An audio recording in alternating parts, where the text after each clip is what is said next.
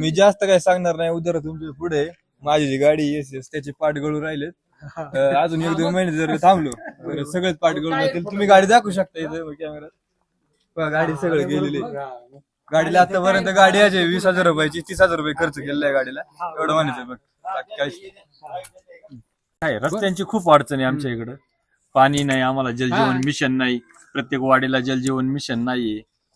आमचं विद्यमान आमदार म्हणता 25 कोटी आणले तालुक्यासाठी, तुम्हाला भेटलं काही? नाही, आमच्या होतो तर तीच जी 5 वर्षापूर्वी कंडिशन होती तीच आता तीच आहे.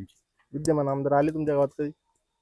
आले, परंतु अशी म्हणावी अशी प्रगती कोणतीही झालेली नाही. जी अपेक्षा होती आमच्याकडून त्यांच्याकडून की आमचं खिळपट धरण मंजूर व्हावा, पण ते पण झालेलं नाहीये.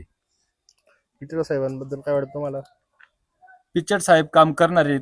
पिचड साहेबांच्या काळात खिळपट धरणाचे म्हणजे त्यांनी ते नारळ पण फोडले होते, उद्घाटन पण झालं होतं, परंतु ते बंदी आणली आणि आम्हाला असं गॅरंटी की पिचड साहेब खिळपट धरण करतील. सरकार बदललं, सरकार बदललं आणि त्या कामांना ब्रेक लागला. अजितदादांची चौकशी लागली आणि त्या चौकशीमुळं आमच्या सगळ्या फाईल म्हणजे सगळे काम मंजूर असताना फायली पडली. तालुक्याचा विकास कोण करू शकतो आता? पिचड साहेबच करू शकतो. पिचड साहेबच विकास करू शकतो. जुन्या मोऱ्या आमच्या नवीन रस्त्याला दिल्या नाहीत.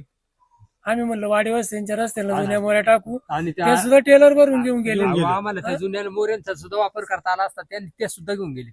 म्हणजे आम्ही वाडी वस्त्यांना त्या जुन्या मोऱ्या टाकू, आम्ही त्या आमच्या कॉन्ट्रॅक्टरनी खर्चाने पूर्वी काम टाकू. केलं. आमच्या खर्चाने आम्ही आपल्या वाड्या वस्तीला म्हणलो पुढे अडचण पडली आपण टाकू ना. पिचड साहेबांच्या काळातला रस्ता आहे, त्यांच्या मोऱ्या आहेत. मी सरपंच होते त्यावेळेस, जे सरपंच होते त्यावेळेसच्या मोऱ्या आहे. यांचा काय अधिकार त्या मोऱ्याने? त्या मोऱ्या उचलून घेऊन गेली, ते जुन्या काढल्या. टेलर भरून घेऊन गेले. आम्हाला जुन्या रस्ते वाडी वस्त्यांना टाकायचे होते त्या मोऱ्या. पिचड साहेबांच्या काळात त्यावेळेस माझ्या काळात झालेला रस्ता. यांचे सरपंच होते.